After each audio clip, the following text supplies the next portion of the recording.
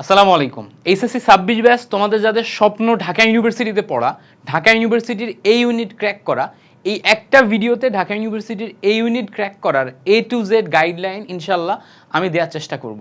যা যা করলে, যেভাবে পড়লে এই ইউনিট ক্র্যাক করতে পারবা সব কিছু আমি একটা ভিডিওতে ধাপে ধাপে তোমাকে বোঝানোর চেষ্টা করব। ভিডিওটা একটু লম্বা হবে, ভিডিওটা একটু স্লো যাবে, প্রত্যেকটা জিনিস তোমাকে বোঝানো দরকার। দ্যাটস ওয়াই এই ভিডিওটা শুরু থেকে শেষ পর্যন্ত দেখবা। শুরু থেকে শেষ পর্যন্ত দেখলে তোমার ভিতরে একটা ক্লিয়ারিটি আসবে।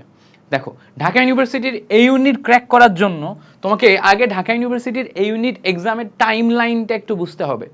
ঢাকা ইউনিভার্সিটির এই ইউনিট এটার টাইম লাইনটা বুঝতে হবে। ধরো আমাদের ঢাকা ইউনিভার্সিটির এই ইউনিটের যে অ্যাপ্রক্স ডেট দিছে সেটা হচ্ছে ডিসেম্বরের 12 তারিখের দিকে। ডিসেম্বরের 12 তারিখের দিকে তুমি এখন আসো হচ্ছে অগাস্ট মাসে বা আগস্ট মাসে। আগস্ট মাসে ধরো তোমার এক্সাম শেষ করে কোচিং শুরু হতে হতে 15 তারিখ চলে যাবে। তো তুমি আগস্ট মাসের 15 তারিখের পর থেকে প্রিপারেশন নেওয়া শুরু করতে পারতেছো। আগস্ট মাসের 15 তারিখের পর থেকে তো তুমি যদি আগস্ট মাসের 15 তারিখের পর থেকে প্রিপারেশন নেওয়া শুরু করো, তাহলে আগস্ট মাসে তুমি পড়ার জন্য সময় পাচ্ছ 15 দিন। চট্টগ্রাম বোর্ড যাদের পরীক্ষা আরেকটু পিছাইতে পারে, তোমরা কিন্তু আগস্ট মাসে আরও কম সময় পাবা। এবং তোমরা যদি প্রিপারেশন নেওয়ার জন্য ঢাকা শহরে আসো, চট্টগ্রাম শহরে আসো, খুলনা শহরে আসো, রাজশাহী শহরে আসো, গ্রাম থেকে শহরের দিকে মুভ করো, তাহলে তোমার শহরে এসে অ্যাডজাস্টমেন্ট করতে আরও 1 সপ্তাহ সময় লেগে যাবে। প্রপার পড়ার ফ্লোতে আসতে 6 দিন 7 দিন সময় লেগে যাবে। তো আমি ধরেই নিলাম তুমি আগস্ট মাসে অ্যাডমিশনের জন্য পড়াশোনায় প্রপারলি টাইম পাবা 7 দিন মতো। প্রপারলি টাইম কতদিন পাবা? 7 দিন মতো। তাহলে অগাস্টে পাচ্ছ তুমি 7 দিন। ফুল সেপ্টেম্বর পড়তে পারতেছো, ফুল সেপ্টেম্বরে তুমি পাচ্ছ হচ্ছে 30 দিন। ফুল তোমার অক্টোবর পড়তে পারতেছো, অক্টোবরে পাচ্ছ হচ্ছে 30 দিন। নভেম্বর পড়তে পারতেছো, নভেম্বরে পাচ্ছ হচ্ছে 30 দিন। এই টোটাল তুমি যদি হিসাব করে দেখো 30, 60, 90, 97। এবার দেখো ঢাবির ঠিক পরীক্ষার আগের যে 10 দিন, ধরো যদি 12 তারিখ পরীক্ষা হয়, ডিসেম্বরের ওই 10 দিন তুমি ধরতে পারবা না। ডিসেম্বরের ওই 10 দিন তোমার যাবে হচ্ছে রিভিশন এবং মডেল টেস্টে। রিভিশন প্লাস মডেল টেস্ট, এই টাইমটাতে তোমার টাইম চলে যাবে এই 10 দিন। তো এই 10 দিনের ভিতরেও আমি ধরে নিলাম যে তুমি তাও 3 দিন হচ্ছে তোমার পড়ার গ্যাপ কাভারের জন্য তুমি নিতে পারবা। তো তাহলে টোটাল মিলে ক্যালকুলেশন করলে দেখবা তোমার সাথে তোমার হাতে সময় আছে 100 ডেজ। 100 ডেজ, 3 মাস এর একটু বেশি সময়, 100 ডেজ। তো এই 100 ডেজ, এই 100 ডেজ তোমাকে একদম 100% কাজে লাগাতে হবে। 100% তুমি যদি 100 ডেজ কাজে লাগাও, তাহলেই তুমি ঢাকা ইউনিভার্সিটিতে ভালো একটা পজিশন করতে পারবা। এখন যদি তোমার টার্গেট থাকে যে না আমি ঢাকা ইউনিভার্সিটিতে চান্স না পাইলেও হবে, এরপরে যে এক্সামগুলো আছে, রাবি আছে, চবি আছে, তারপর হচ্ছে জিএসটি আছে, এগ্রি আছে, সাস্ট আছে, অন্যান্য যে এক্সামগুলো আছে সেগুলোতে দিব, জাহাঙ্গীরনগর আছে, কোনো ব্যাপার না, অন্যান্যগুলাতে দিব, তাহলে কাহিনী আলাদা। তাহলে কাহিনী আলাদা, তাহলে তুমি এরপরে আরো কয়েক মাস সময় পাবা অ্যাডাপ্টেশন করার জন্য, অ্যাডজাস্টমেন্ট করার জন্য, পড়াশোনা ভালো মতো করার জন্য। ওটার জন্য কাহিনী আলাদা। বাট যদি তোমার টার্গেট ডেডিকেটেড থাকে যে না আমি ঢাকা ইউনিভার্সিটিতে চান্স পাবোই পাবো, এখানে আমি একটা সিট কনফার্ম করবই, তাহলে এই 100 ডে, এই 100 দিন তোমার জন্য অত্যন্ত গুরুত্বপূর্ণ 100 দিন। এই 100 দিন তোমার 100% দিয়েই কাজে লাগাতে হবে। এখন এই 100 দিন এর মধ্যে টোটাল সিলেবাসটা কভার করতে হবে। ফিজিক্সের সিলেবাস, কেমিস্ট্রি সিলেবাস, ম্যাথের সিলেবাস, বায়োলজি সিলেবাস, টোটালটা কভার করতে হবে, রিভিশন দিতে হবে। কভার করে রিভিশন দিয়ে ভালো প্রিপারেশন নিলেই তুমি ঢাকা ইউনিভার্সিটিতে চান্স পাবে না। ঢাকা ইউনিভার্সিটির চান্স পাওয়ার মেইন কাহিনীটা তোমার অনেক বেশি জানার মধ্যে না। এমনও দেখা যায় বুয়েটের টপ 100, 200, 300 এর মধ্যে চলে আসে, বা ঢাকা ইউনিভার্সিটিতে ফেল করে বসে থাকে। কাহিনীটা কি? কাহিনীটা হইতেছে ঢাকা ইউনিভার্সিটির এক্সামের টাইম ম্যানেজমেন্ট এবং কোশ্চেনের প্যাটার্ন এবং স্ট্র্যাটেজির উপর। ঢাকা ইউনিভার্সিটির প্রশ্নের প্যাটার্ন, টাইম ম্যানেজমেন্ট, স্ট্র্যাটেজি এতটা জটিল, এটার সাথে তুমি যদি অ্যাডাপ্ট না করো, তাহলে পরীক্ষার হলে যে তুমি প্রপার ম্যানেজমেন্ট না করে যে কোনো একটা সাবজেক্টে ফেল করে ফেলতে পারো, রিটেনে ফেল করে ফেলতে পারো, এমসিকিউতে ফেল হয়ে যাইতে পারে। ঠিক আছে, এরকম ঘটনাগুলা ঘটতে দেখা যায়, এরকম ঘটনা প্রত্যেকবার ঘটে। এই জন্য শুরু থেকেই তোমার ঢাকা ইউনিভার্সিটি নিয়ে সিনসিয়ার থাকতে হবে, প্রশ্নের প্যাটার্ন নিয়ে সিনসিয়ার থাকতে হবে, টাইম ম্যানেজমেন্ট নিয়ে সিনসিয়ার থাকতে হবে। শুরু থেকেই প্রশ্নের প্যাটার্ন অ্যানালাইসিস করে পড়তে হবে। আর টাইমের মধ্যে এত কিছু করতে গেলে তুমি যে কোনো একটা রুটিন মেইনটেইন করে, তোমার পড়াই লাগবে, তাছাড়া তুমি করতে পারবে না। যে কোনো একটা রুটিন মেইনটেইন করে। এখন ঢাকা ইউনিভার্সিটির প্রিপারেশন নেওয়ার জন্য সবচেয়ে ওয়াইজ ডিসিশন হচ্ছে রুটিন মেইনটেইন করা, যে কোনো একটা কোচিং এর রুটিন মেইনটেইন করা। ধরো তুমি রুটিন মেইনটেইন করে পড়তে চাচ্ছ, পারফেক্ট রুটিন তৈরি করে দিবে যে কোনো একটা কোচিং, সেই কোচিং এর রুটিন মেইনটেইন করা। ধরে নিলাম তোমাদের মধ্যে অনেকে উদ্ভাসে ভর্তি আছে, তো তাহলে তুমি উদ্ভাসের রুটিনটা মেইনটেইন করবা। ধরে নিলাম তোমাদের মধ্যে অনেকে আমাদের ফিজিক্স আন্ডারসে ভর্তি হবা আমাদের সাথে, তাহলে আমাদের রুটিনটা মেইনটেইন করবা। ধরে নিলাম যে না ফিজিক্স আন্ডারস না, তুমি হচ্ছে এসিএস এ ভর্তি হবা, বা ধরে নিলাম তুমি বিপি তে ভর্তি হবা, যে কোনো একটা কোচিং যাদের সাথে তুমি আগাবা এবং তাদের রুটিন একদম তুমি শুরু থেকে শেষ পর্যন্ত মেইনটেইন করবা। চারটা সাবজেক্টের জন্যই শুরু থেকে শেষ পর্যন্ত তাদের রুটিন ধরে ধরে প্রতিদিনের পড়া প্রতিদিন কভার করবা, পরীক্ষা দিবা, মেইনটেইন করবা। টাইমের মধ্যে রুটিন মেইনটেইন করে পড়াশোনা করলে তোমার সিলেবাসটা শেষ হবে। রিভিশন দিতে হবে টাইমের মধ্যে এবং প্রচুর পরিমাণে এক্সাম দেওয়া লাগবে। ঢাকা ইউনিভার্সিটির কোশ্চেন প্যাটার্নে এক্সাম দেওয়া লাগবে, তাহলে তুমি ঢাকা ইউনিভার্সিটি ক্র্যাক করতে পারবা এই শর্ট একটা টাইম লাইনের মধ্যে। সো এই জায়গাতে কম্পিটিশনও অনেক বেশি হাই। এইটা ক্র্যাক করা তোমার জন্য বেশ টাফ হবে। কেন টাফ হবে, কম্পিটিশন হাই, এটা কিভাবে বলতেছি দেখো, বোঝার চেষ্টা করো। ঢাকা ইউনিভার্সিটির যে এক্সাম, এই ঢাকা ইউনিভার্সিটির এক্সামের ঠিক আগে মেডিকেল অ্যাডমিশন টেস্ট হবে, অল্প কিছুদিন আগপেস হবে, অল্প কিছুদিন, 1 সপ্তাহ 10 দিনের আগপেস হবে, মেডিকেল অ্যাডমিশন টেস্ট হয়ে যাবে, দেখবা ডেট দিয়ে দিবে, এখনো দেয় নাই বাট ডেট দিয়ে দিবে। আর দেখবা ঢাকা ইউনিভার্সিটির এক্সামের বেশ কিছুদিন পর তোমার ইঞ্জিনিয়ারিং এর পরীক্ষাগুলো শুরু হবে, বুয়েটের, রুয়েটের, কুয়েটের, চুয়েটের, এগুলার পরীক্ষা 1 সপ্তাহ 10 দিনের আগপেসে শুরু হবে। তার মানে ঢাকা ইউনিভার্সিটি এমন একটা পজিশনে আছে যে যারা মেডিকেল অ্যাডমিশন টেস্ট দিচ্ছে এরকম ক্যান্ডিডেট সংখ্যা হিউজ। ধরো তোমার 40,000 প্লাস শিক্ষার্থী সিরিয়াসলি পড়াশোনা করে মেডিকেল অ্যাডমিশন টেস্ট দিচ্ছে, এর মধ্যে মেডিকেলে চান্স পাবে মাত্র 5,000 মতো। বাকি 35,000 শিক্ষার্থী যাদের চান্স হবে না, ওরা কিন্তু ঝাঁপাই পড়বে কোথায়, পরবর্তীতে ঢাকা ইউনিভার্সিটির এক্সামে। সো ঢাকা ইউনিভার্সিটির এক্সামে তুমি যদি ডেডিকেটেড ঢাকা ইউনিভার্সিটির জন্য প্রিপারেশন নাও, তুমি যেমন এক্সাম দিতেছো, মেডিকেল থেকে যারা বাদ পড়তেছে তারা দিতেছে। যারা কিছুদিন পর ডেডিকেটেড ভাবে ইঞ্জিনিয়ারিং প্রিপারেশন নিচ্ছে, ইঞ্জিনিয়ারিং এর জন্য পড়তেছে, ইঞ্জিনিয়ারিং এর জন্যই একদম 100% দিছে, তারা তো বসে থাকবে না, তাদের ইঞ্জিনিয়ারিং এর আগে ঢাকা ইউনিভার্সিটিতে পরীক্ষা দিবে। ইঞ্জিনিয়ারিং এর আগে মানে ইঞ্জিনিয়ারিং এর জন্য ডেডিকেটেড প্রিপারেশন নাই এরকম স্টুডেন্ট সংখ্যা 10 থেকে 15,000, একদম ডেডিকেটেড, কারণ এদের রেজাল্ট ভালো থাকে, এরা কনফিডেন্ট থাকে, এরা প্রিপারেশনটা নেয়। এই 10 থেকে 15,000 শিক্ষার্থীর মধ্যে একটা huge amount of student Dhaka ইউনিভার্সিটিতে ক্র্যাক করার জন্য ক্যাপাবল, কারণ তারা শুরু থেকেই Dhaka university question bank practice করে। ঠিক আছে, তাহলে তোমার দেখো এক ঢাকা ইউনিভার্সিটির এক্সামে মেডিকেলের পোলাপান আসতেছে, ইঞ্জিনিয়ারিং এর পোলাপান আসতেছে, আবার ডেডিকেটেড তুমি ভার্সিটি করার জন্য প্রিপারেশন নিচ্ছ, তুমি আসতেছো। সো এই জায়গাতে তোমার ক্র্যাক করাটা মোটেও সহজ কাজ হবে না। প্রপার গাইডলাইন এবং রুটিন মেইনটেইন না করলে তুমি পারবা না।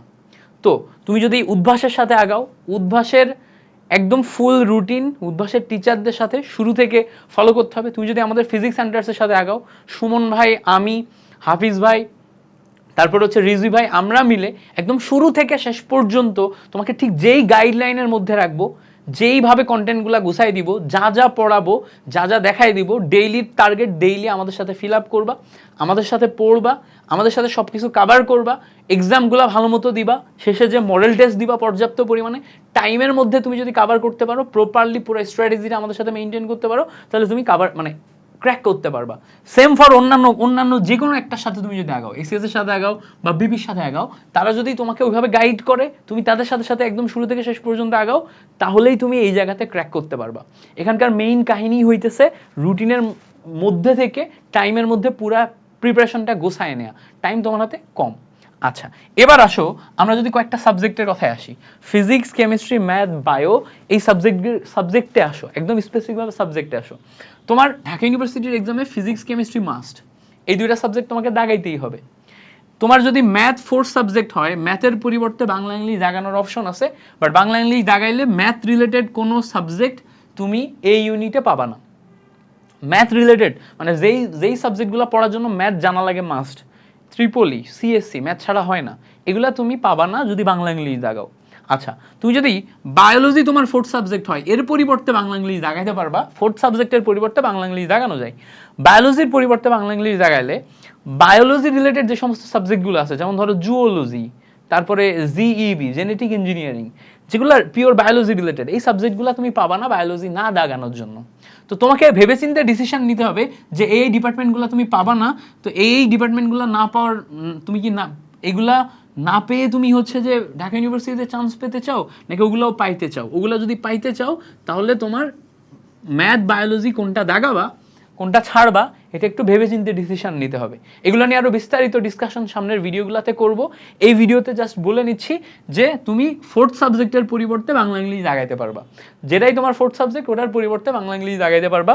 আমি প্রেফার করব হার্ড প্রিপারেশন নাও ফিজিক্স কেমিস্ট্রি ম্যাথ বায়োলজিতে, বাংলা ইংলিশে যাও না। ঢাকা ইউনিভার্সিটির বাংলা ইংলিশ এটা খুব বেশি সহজ হয় না, সেই তুমি ধরাই খাবা, মানে বড় ধরনের ধরা খাবা।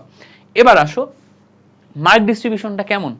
আসো মার্ক ডিস্ট্রিবিউশনে যদি আমরা তাকাই, আমাদের এমসিকিউতে এখানে 60 মার্ক থাকবে, রিটেনে থাকবে 40 মার্ক, টোটাল মিলে আমাদের 100 মার্কের পরীক্ষা হচ্ছে। জিপিএ তে মার্ক আছে, জিপিএর মার্কে আমরা না যাই। তো এমসিকিউ 60, রিটেনে 40, এই 100 মার্কের মধ্যে 100 মার্কের এক্সামের জন্য তুমি টাইম পাবা হচ্ছে 1.5 ঘন্টা, মানে আমাদের এখানে 90 মিনিট থাকবে। তো মোটামুটি ওভারঅল এমসিকিউ এর জন্য 45 মিনিট, রিটেনের জন্য 45 মিনিট পাবা। এখন দেখো এমসিকিউতে যে আমার 60 মার্ক, আমি যদি দেখি ফিজিক্সে 15, কেমিস্ট্রিতে 15, ম্যাথে 15, বায়োলজিতে 15, মানে 15টা করে এমসিকিউ থাকবে। এই যে টোটাল 60টা এমসিকিউ 60 মার্ক, এটার জন্য তুমি টাইম পাচ্ছ মাত্র 45 মিনিট, মানে গড়ে তুমি 11 মিনিট করে পাচ্ছ পার সাবজেক্টে, অর্থাৎ 15টা এমসিকিউ এর জন্য কিন্তু 15 মিনিট পাচ্ছ না। তার মানে কি 60 সেকেন্ডের কমে যাচ্ছে না, 40-45 সেকেন্ডে তোমাকে ভালো করতে হবে। তার মানে তোমার তুখোড় প্রিপারেশন লাগবে, তুখোড় টাইম ম্যানেজমেন্ট লাগবে তোমার এই 60 মার্কের মধ্যে ভালো মার্ক তোলার জন্য। এই যে 60 মার্ক এমসিকিউ এর জন্য ভালো মার্ক তোলার জন্য। এবার এখানে আমাদের এমন না যে তুমি ফিজিক্স কেমিস্ট্রি ম্যাথ এই তিনটাতে খুব ভালো তুললা, বায়োলজিতে একদম মার্ক তুললা না, তারপরে তুমি চান্স পেয়ে গেলা। প্রত্যেকটা সাবজেক্টেই তোমাকে একটা এভারেজ মার্ক তুলে আসতে হবে। অনেক ক্রাইটেরিয়া আছে, ক্রাইটেরিয়াগুলো আস্তে আস্তে বর্ণনা করব, সামনে অনেক ভিডিও আসবে এগুলো নিয়ে ডিটেলস। সো ঢাকা ইউনিভার্সিটিতে বেশ ভালো ক্রাইটেরিয়া, তো এইরকম ক্রাইটেরিয়াগুলো মিস করা যাবে না। মানে তুমি ধরো যে তুমি ফিজিক্সে কোশ্চেন একটু কঠিন আসছে, তুমি ফিজিক্সে 20 মিনিট টাইম খাওয়াই ফেলছো, এদিকে তুমি ম্যাথ বায়োলজিতে হাতই দিতে পারো নাই, তুমি চান্স পাবা না। তোমাকে প্রপার টাইম ম্যানেজমেন্ট করে সবগুলোতে হাত দিতে হবে, সবগুলোতে ভালো পারফর্ম করতে হবে। আগে চিন্তা করতে হবে যে সব মিলাই আমার যে পাস মার্ক আছে, ফিজিক্স কেমিস্ট্রি ম্যাথ বায়ো মিলে আমার যে পাস মার্ক আছে, এই পাস মার্কগুলো আমি আস্তে আস্তে তুলি, আগে পাস মার্কগুলো আগে তুলি, আমি এমসিকিউতে আগে পাস করি, রিটেনে আগে পাস করি। বুঝতে পারছো? এই কাহিনীগুলো যেই কাহিনীগুলো আছে, প্যাচগুলো আগে ভালো করে বুঝতে হবে। এগুলো নিয়ে ডিটেল ভিডিও আস্তে আস্তে দিব। আমরা এখানে ওভারঅল প্রিপারেশন নিয়ে কথা বলবো, এই জন্য এইসব জায়গা নিয়ে একদম ডিটেলসে যাচ্ছি না, আস্তে আস্তে আসবো, তাহলে আমাদের ভিডিও অনেক লেন্দি হয়ে যাবে, আমরা এক ভিডিওতে এত কথা বলবো না। তো আসো তাহলে আমাদের 45 মিনিট টাইম পাচ্ছি কিসের জন্য? আমরা এমসিকিউ এর জন্য। রিটেনের জন্য আমরা কত পাবো? 45 মিনিট টাইম পাবো। সেম রিটেনে আমাদের কত মার্ক? রিটেনে আমাদের 40 মার্ক, ফিজিক্সে 10, কেমিস্ট্রিতে 10, ম্যাথে 10, বায়োতে 10। এখানে আমাদের ফিজিক্সে 4টা কোশ্চেন থাকবে, প্রত্যেকটা কোশ্চেনের মার্ক হচ্ছে 2.5 মার্ক। কেমিস্ট্রিতে 4টা কোশ্চেন, ম্যাথে 4টা কোশ্চেন, বায়োতে 4টা কোশ্চেন, 2.5 মার্ক করে, অর্থাৎ 2.5 মার্কের ছোট ছোট 4টা কোশ্চেন থাকবে, বাট কোশ্চেনগুলো বেশ ভালো ট্রিকি থাকবে। এখানেও আমাদের সবগুলা সাবজেক্টেই ভালো পারফর্ম করতে হবে, এমন না যে তুমি ফিজিক্স আর কেমিস্ট্রি দাগাইলা, ম্যাথ বায়োতে কিচ্ছু দাগাইতে পারো নাই। সবগুলাতেই আমাদের টাচ করে আসা লাগবে, ভালো পারফর্ম করতে হবে, তাহলে আমি ওভারঅল সব মিলায়ে চান্স পাবো। অনেক ক্ষেত্রে দেখা যায় অনেকের মার্ক ভালো আসছে, তারপরে অনেক সাবজেক্ট আসে নাই, কারণ হচ্ছে সে ফিজিক্স ম্যাথ কিচ্ছু পারে নাই, ওভারঅল পাস করে গেছে, এমসিকিউতে পাস করছে, রিটেনে পাস করে গেছে, বাট দুই জায়গাতেই ফিজিক্স ম্যাথে খুব বাজে নাম্বার পাইছে। ফিজিক্স ম্যাথে এই নাম্বারের উপরে বেশ কিছু ক্রাইটেরিয়া সেট আপ করা আছে, বায়োলজিতে নাম্বারের উপরে বেশ কিছু ক্রাইটেরিয়া সেট আপ করা আছে, কেমিস্ট্রিতে নাম্বারের উপরে বেশ কিছু ক্রাইটেরিয়া সেট আপ করা আছে। এগুলোর উপর ডিপেন্ড করে তোমার হচ্ছে যে ঢাকা ইউনিভার্সিটি সাবজেক্ট চয়েস দেওয়া যায়। তো এগুলো নিয়ে আমরা আস্তে আস্তে বর্ণনা করব। এই জন্য ঢাকা ইউনিভার্সিটিতে চান্স পাইতে গেলে তোমার ওভারঅল পারফরমেন্স ভালো করতে হবে, তুমি কোনো একটা সাবজেক্টে অনেক ভালো করলে বাকিগুলোতে কম প্রিপারেশন নিলে এরকম হবে না, 4টা সাবজেক্টেই ভালো প্রিপারেশন নিবা। ওকে, 4টা সাবজেক্টেই ভালো, মানে একদম বেস্ট একটা প্রিপারেশন নিবা। এবার আসো প্রিপারেশনটা নিবা কিভাবে, তাই না? তো তুমি যে কোনো একটা কোচিং এ ধরো আমাদের সাথে ভর্তি হইছো, যে কোনো একটা ধরে নিলাম, তুমি আমাদের সাথেই ফিজিক্স সেন্টারসে যুক্ত হইছো, তো এখানে যখন তুমি ফিজিক্স সেন্টারসে যুক্ত হবা, ফিজিক্স সেন্টারসে আমরা তোমাদেরকে ক্লাস নিব, তাই না? তুমি একদম রেগুলার আমাদের সাথে ক্লাস করবা। রেগুলার যদি 2টা করে ক্লাস থাকে, 1.5 ঘন্টা করে, বা 2 ঘন্টা করে, দেড় ঘন্টা 3 ঘন্টা বা 2 ঘন্টা 4 ঘন্টা ক্লাস একদম রেগুলার করবা। এই যে 4 ঘন্টা ক্লাস করলা, খেয়াল করো, ক্লাস ধরে নিলাম তোমার 4 ঘন্টা, এই ক্লাসের ক্লাস নোট বানাবা তুমি 4 ঘন্টা ক্লাস নোট সহ তোমার মোটামুটি কমপ্লিট করতে ডেইলি তোমার সময় লাগবে, এদিকে 4 ঘন্টা এদিকে 2 ঘন্টা, 6 ঘন্টা। তো তোমার ডেইলি পড়াশোনার জন্য সময় থাকবে 8 ঘন্টা 8 ঘন্টা 8 ঘন্টা, মানে ধরো 8 ঘন্টা খাওয়া দাওয়া, 8 ঘন্টা বেসিক ক্লাস প্লাস হচ্ছে অন্যান্য কিছু কাজ, আর 8 ঘন্টা পিওর পড়াশোনার জন্য, 8 ঘন্টা পিওর পড়াশোনার জন্য। তো ধরো আমরা এখানে ক্লাস করছি কত, 4 ঘন্টা, তাই না? 4 ঘন্টা ক্লাস করছি, 2 ঘন্টা হচ্ছে আমাদের নোটে গেছে, তাহলে 6 ঘন্টা চলে গেছে। এই 6 ঘন্টা কি গেছে, আমরা যদি কোচিংয়ে যাইতাম 8 ঘন্টা আমরা ঘুম দিছি, কোচিংয়ে যদি যাইতাম তাহলে কোচিংয়ে গেলেও তো যাতায়াত ক্লাস করা এখানে আমাদের মোটামুটি 6 ঘন্টার মতো চলে যাইতো। তো আমরা যেহেতু অনলাইন কোচিং করতেছি, অনলাইনে মানে ফিজিক্স সেন্টারকে ধরে নিয়ে, তাহলে আমাদের এখানে এই যে 6 ঘন্টা যাচ্ছে, 6 ঘন্টার পাশাপাশি আমাদের এদিকে 8 এদিকে 2, এখনো 10 ঘন্টা হাতে সময় আছে, 10 ঘন্টা এখন হাতে সময় আছে। এই 10 ঘন্টার মধ্যে মিনিমাম 6 থেকে 7 ঘন্টা তোমাকে সেলফ স্টাডি করতে হবে ডেইলি, 6 থেকে 7 ঘন্টা। যদি ধরো তুমি উদ্ভাসে ভর্তি হও, উদ্ভাসে অফলাইন ক্লাস করবা, অফলাইন ক্লাস করে এসে, ধরো উদ্ভাসে অফলাইন ক্লাস করতে গেছো, অফলাইন ক্লাস করে এসে বাসায় বসে যখন তুমি পড়তে বসবা, তখন সেখানেও পড়তে বসেও তোমার তো টাইম দেওয়া লাগবে, তখনও তুমি টাইম বের করে ডেইলি 6 থেকে 7 ঘন্টা পড়বা। এই 6 থেকে 7 ঘন্টা পিওর সেলফ প্র্যাকটিস। এখন ক্লাস এবং ক্লাস নোটের কথা কেন বলতেছি, ক্লাস করে যেটা বুঝবা, একবার একটা ক্লাস করে ফেললে তোমার টার্গেট থাকবে ওই ক্লাসটা যেন তোমার আর অ্যাডমিশন টাইমে দ্বিতীয়বার করা না লাগে। কারণ হচ্ছে আমাদের হাতে সময় আছে মাত্র 100 দিন, আমি একই ক্লাস বারবার করলে তো আমার টাইমের মধ্যে সিলেবাস কভার হবে না। সো এই জন্য আমার একটা ক্লাস করলে ক্লাসের ক্লাস নোট মেইনটেইন করতে হবে, যাতে আমি ওই ক্লাস নোটটা বারবার রিভিশন দিতে পারি।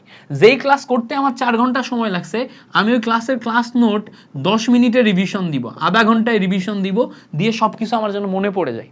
একটা চ্যাপ্টার জন্য আমি 1 ঘন্টায় রিভিশন দিতে পারি, এভাবে আমার নোটটা সাজায় নিতে হবে। এজন্য ক্লাস এবং ক্লাস নোট গুরুত্বপূর্ণ। এবার আসো, তুমি যদি ঢাকা ইউনিভার্সিটিতে চান্স পেতে চাও, তাহলে তোমার চান্স পাওয়ার মূল মন্ত্র 2 জায়গায়, 2টা জিনিস। একটা হচ্ছে ভার্সিটি ক কোশ্চেন ব্যাংক, যারা উদ্ভাসে আসো তারা উদ্ভাস থেকেই ভার্সিটি ক কোশ্চেন ব্যাংক পাবা, যারা উদ্ভাসে নাই অন্য কোনো কোচিং এ আসো সেখান থেকে পাবা, অথবা তুমি অনলাইন বিভিন্ন যেই বুক শপগুলো আছে সেখান থেকে একটা ভার্সিটি ক কোশ্চেন ব্যাংক কালেক্ট করে নিবা। উদ্ভাসে ম্যাক্সিমাম স্টুডেন্ট থাকে, সো উদ্ভাস থেকেও নিতে পারো, অথবা অন্য কোথা থেকে একটা ভার্সিটি ক কোশ্চেন ব্যাংক কালেক্ট করে নিবা। এছাড়া একটা কোশ্চেন ব্যাংক কালেক্ট করবা ডিইউ এই ইউনিটের ডেডিকেটেড একটা কোশ্চেন ব্যাংক এবং ভার্সিটি ক কোশ্চেন ব্যাংক, এই 2টা জিনিস কালেক্ট করবা। উদ্ভাসে ভর্তি থাকলে ওখান থেকেই দিবে, যদি উদ্ভাসে ভর্তি না থাকো তাহলে আমি এখানে তোমাকে রয়্যালেটটা সাজেস্ট করব। রয়্যালেটটা অনেক গোছানো লাগে আমার কাছে, রয়্যালের ইনফরমেশনগুলো নির্ভুল লাগে আমার কাছে। অনেকের আছে, নেটওয়ার্কের আছে, জয়কলির আছে, রয়্যালের আছে, আমি রয়্যালেরটা সাজেস্ট করলাম।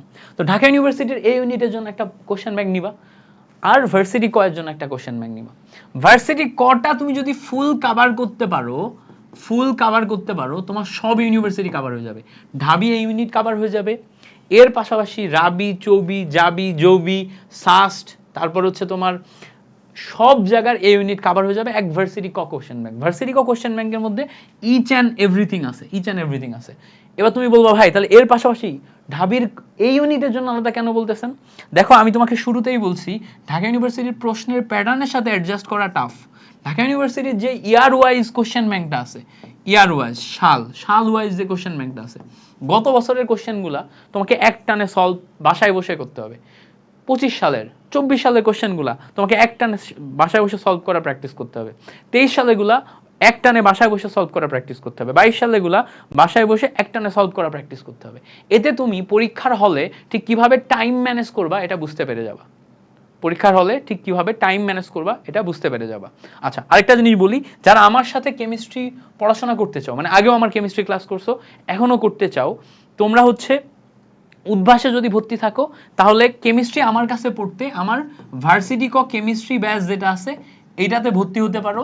1000 টাকায়। এখন আগে ভর্তি হলে তুমি হচ্ছে কুপন পাবা, আগে ভর্তি হলে কুপন পাবা। 4 তারিখ পর্যন্ত একটা কুপন অন থাকবে, ভাই 450 মানে 450 টাকা কমে 800 টাকায় ভর্তি হতে পারবা। আর যদি হচ্ছে যে 4 তারিখের পরে ভর্তি হও তখন হচ্ছে দেখবা ওয়েবসাইটে একটা কুপন দেওয়া আছে, ওই কুপনটায় ভর্তি হতে পারবে 1000 টাকায়। ক্লাস শুরু হওয়ার পরে ভর্তি হলে 1250 টাকা। আর যদি তুমি উদ্ভাসের সাথে না আগাও, উদ্ভাসের রুটিনে না আগাও, তাহলে আমি তোমাকে সাজেস্ট করব বাংলাদেশে আমরা একটা বেস্ট সাপোর্ট টিম নিয়ে তোমাদের সাথে হাজির হয়েছি। ফিজিক্স সেন্টার্স থেকে কেমিস্ট্রি আমি পড়াবো, ম্যাথ ফিজিক্স সুমন ভাই পড়াবে, বায়োলজি আমাদের রিজভি ভাই হাফিজ ভাই পড়াবে। তো আমরা একটা বেস্ট টিম নিয়ে ফিজিক্স সেন্টার্স থেকে আমরা হচ্ছে একটা বেস্ট সাপোর্ট দিব। আমাদের ডেডিকেটেড ভার্সিটি ব্যাচ, ফুল ব্যাচ সবগুলা সাবজেক্টে। তুমি যদি আমাদের রুটিনের সাথে আগাইতে চাও তাহলে ফিজিক্স সেন্টার্সে আসো। আর যদি তুমি উদ্ভাসের সাথে আগাইতে চাও উদ্ভাসের সাথে আগাও। কেমিস্ট্রি যদি উদ্ভাসে না বুঝো তাহলে তুমি আমার কোর্সে ভর্তি হতে পারো। আমি বলতেছি না আমার কোর্সে ভর্তি হবে, আমার যে ডেডিকেটেড কেমিস্ট্রি ব্যাচ এটা উদ্ভাসের রুটিন ওয়াইজ হবে। আর ফিজিক্স সেন্টার্সে যেটা, এটা হচ্ছে ফিজিক্স সেন্টার্স থেকে আমাদের আলাদা একটা রুটিন করা হবে, আমরা সেই রুটিন ওয়াইজ আগাবো। ঠিক আছে? তাহলে এখানে আমি যেটা বললাম যে ভার্সিটি কোশ্চেন ব্যাংক এটা ভালো করে প্র্যাকটিস করতে হবে, পাশাপাশি ডিইউ এর যে ডেডিকেটেড কোশ্চেন ব্যাংক এটা ভালো করে প্র্যাকটিস করতে হবে। বিশেষ করে ইয়ারলি কোশ্চেনগুলো আমাদের লাস্ট মোমেন্টে যে ভালো করে প্র্যাকটিস করতে হবে। ঢাকা ইউনিভার্সিটির কোশ্চেনগুলো ইয়ারলি কোশ্চেন প্র্যাকটিস করলে তুমি বুঝতে পারবা কোনটা কঠিন কোনটা সহজ, পরীক্ষার হলে আমি কোনটা কিভাবে পারবো, কোনটা আমরা কিভাবে করব। এটা তুমি ডেডিকেটেড বুঝতে পারবা কোথায়, yearly question bank Dhaka university এটা সলভ করে। তো শুরু থেকেই তোমার মেইন টার্গেট থাকবে ভার্সিটি করটা খুব ভালো মতো কভার করা, ক্লাসগুলো করা, ক্লাস নোট করা, এখানেই ম্যাক্সিমাম জিনিস কভার হয়ে যাবে। আমি আমার কেমিস্ট্রি ক্লাসগুলোতে হাইয়েস্ট পরিমাণ ট্রাই করি যে সব ইউনিভার্সিটি কোশ্চেনগুলো নিয়ে এসে তোমাদের কোশ্চেনগুলো সলভ করাই দিয়ে বেসিক প্লাস কোশ্চেন সলভের টেকনিক এগুলো ভালো করে শেখানো। ঢাকা ইউনিভার্সিটির আরেকটা মেইন ঝামেলা হচ্ছে হ্যান্ড ক্যালকুলেশনে। একটা মেইন ঝামেলা কোথায়, হ্যান্ড ক্যালকুলেশনে।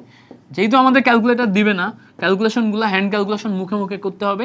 এই হ্যান্ড ক্যালকুলেশন ট্রিকের উপরে এই 3 মাসের মধ্যেই তোমাকে প্রো হওয়া লাগবে। হ্যান্ড ক্যালকুলেশনের জন্য আমি ইনশাল্লাহ চেষ্টা করব তোমাদের জন্য। গত বছরগুলোতে বেশ কিছু ভিডিও দিয়েছি, এবার একটা সিরিজ নিয়ে আসাই, যেই সিরিজটা কভার করলেই তোমার hand calculation A to Z cover হবে ইনশাল্লাহ। সামনে একটা সিরিজ নিয়ে আসার চেষ্টা করব।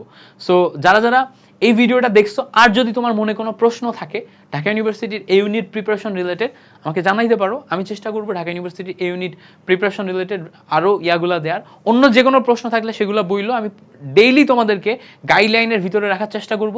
যারা পেইড ব্যাচে থাকবা, পেইড ব্যাচে তো ডেইলি গাইডলাইন পাবাই এবং পড়াশোনার টেকনিকগুলো আরও ভালো করে পাবা।